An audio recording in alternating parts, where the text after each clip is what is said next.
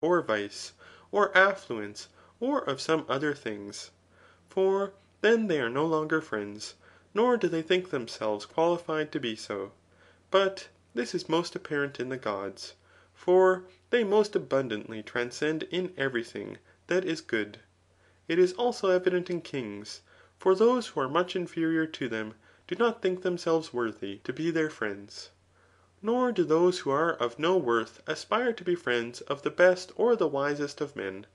In such as these, therefore, there is no accurate definition, as long as they are the friends of some one.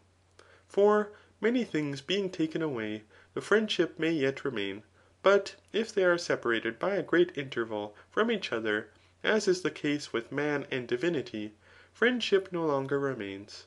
Whence, also, it is doubted whether friends would wish for their friends the greatest of goods, such for instance as for them to be gods ; for in this case they would no longer be friends to them. Neither, therefore, would they be a good to them ; for friends are a good to each other. Hence, if it is well said, that a friend wishes well to his friend for his sake, it is requisite that he should remain such as he is. But he wishes the greatest good may befal him, still remaining a man. And perhaps he does not wish that every good may befal him ; for every one especially wishes to obtain good himself. CHAPTER 8. The multitude, however, appear from ambition to be more desirous of being beloved than of loving. Hence, the multitude love flatterers ; for a flatterer is a friend who is surpassed by him whom he flatters, or pretends to be so, and also professes to love in a greater degree than he is beloved. But to be beloved appears to be proximate to the being honoured, after which the multitude aspire. It seems, however, that they do not choose honour on its own account, but from accident. For the multitude are delighted when they are honoured by those in power, through the hope of the benefits they may thence derive ; for they fancy they shall obtain from them that of which they are in want. They are delighted, therefore, with honour, as an indication that they shall be benefited. But those who aspire after honour from worthy and intelligent men, desire to confirm their own opinion of themselves. They rejoice, therefore, that they are worthy persons, believing in the judgment of those who say that they are worthy. But they are delighted to be beloved per se.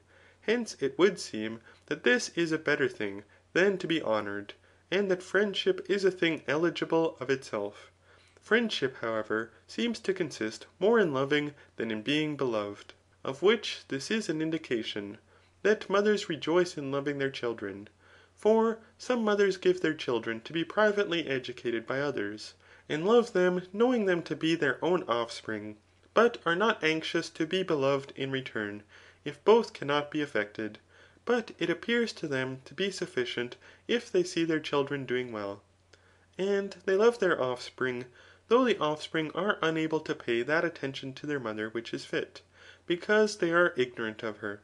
Since, therefore, friendship consists rather in loving than in being beloved, and we praise those who are lovers of friends, to love appears to be the virtue of friends.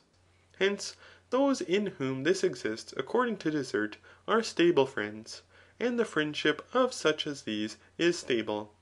But thus, also, those who are unequal may especially become friends ; for thus they will be equalized. Equality, however, and similitude are friendship, and especially the similitude of those who resemble each other in virtue.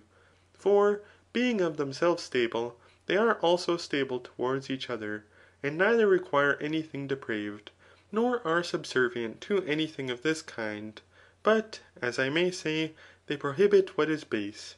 For it is the province of good men neither to err themselves, nor permit their friends to be subservient to erroneous conduct.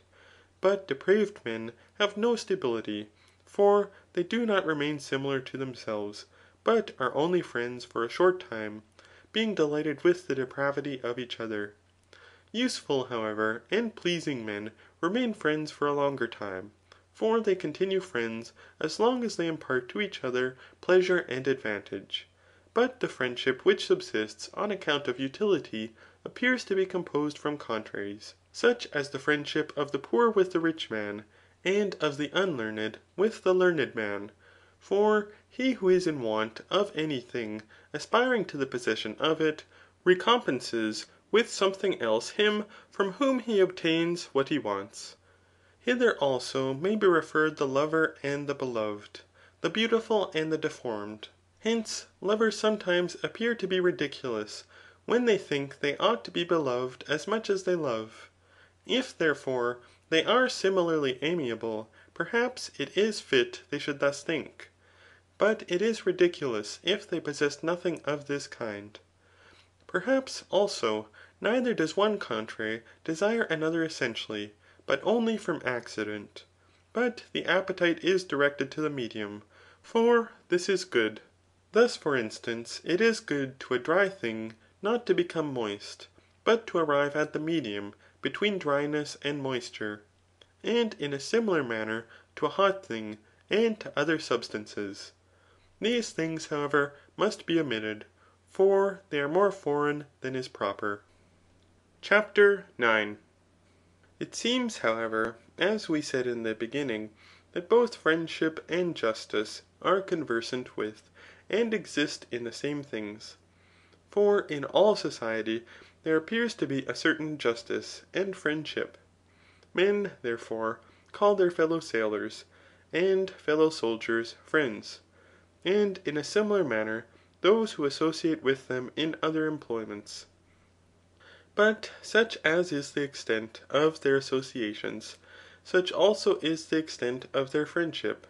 For such likewise is the extent of justice.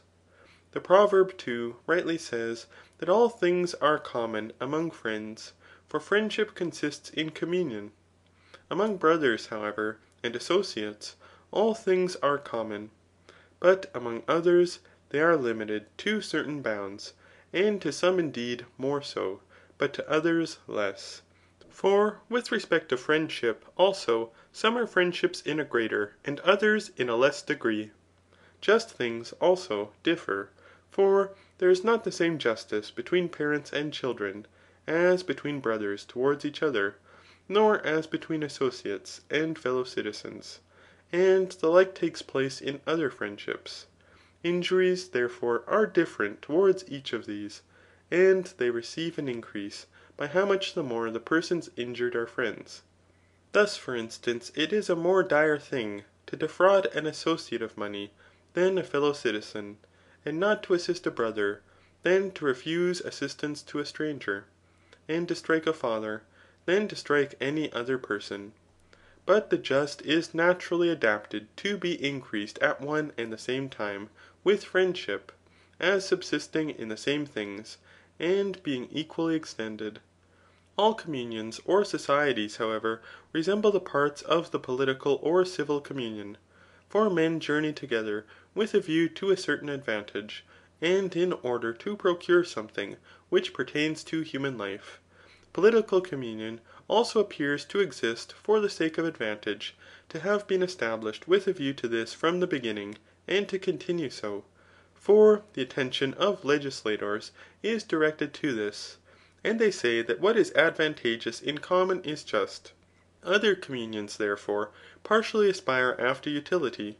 Thus, sailors aspire after the utility pertaining to navigation, or to the acquisition of wealth, or something of the like kind. But soldiers aspire after the utility pertaining to war, whether riches are the object of their desire, or victory, or the capture of cities. The like also takes place among tribes and the populace. Some communions, however, appear to have been formed on account of pleasure, such as the communion from the celebration of festivals, or from societies instituted to promote good fellowship. For these subsist for the sake of sacrificing and association. But all these appear to be subject to political communion.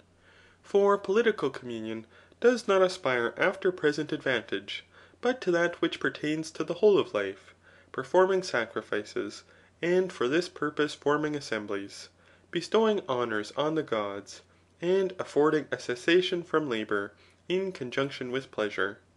For ancient sacrifices and assemblies appear to have been instituted after collecting the fruits of the earth, as first fruits. all communions